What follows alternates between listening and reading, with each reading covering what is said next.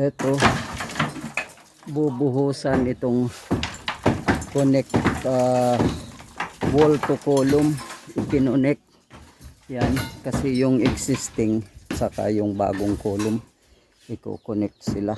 Ito pa, so mabubuhusan ngayon yan ngayong araw after lunch siguro yan. So meron pa sa loob na dalawang wall pagdudugtungin yung bagong column at saka yung existing wall. Ito na, nabuhusan na yung existing wall connect to new column. Ayan, so isang column pa lang, pangalawa yun. Medyo mahirap ng konti yun.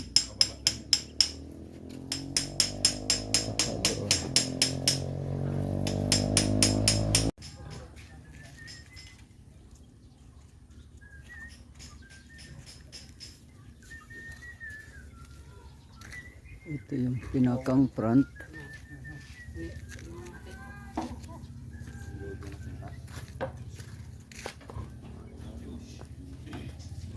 Ay, agawin kaya nagasalang sita. Ay. Nag-aaway sila. Yan. Ang time is 6:30. Yan ang itsura ng bahay nawin. Nire-renovate. Sira na. Nawala na yung bubong na kalahati.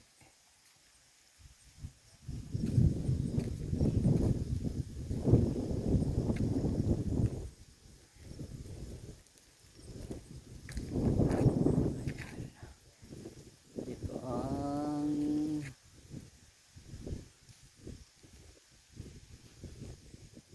sitwasyon sa oras na ito. Yan, may irrigation.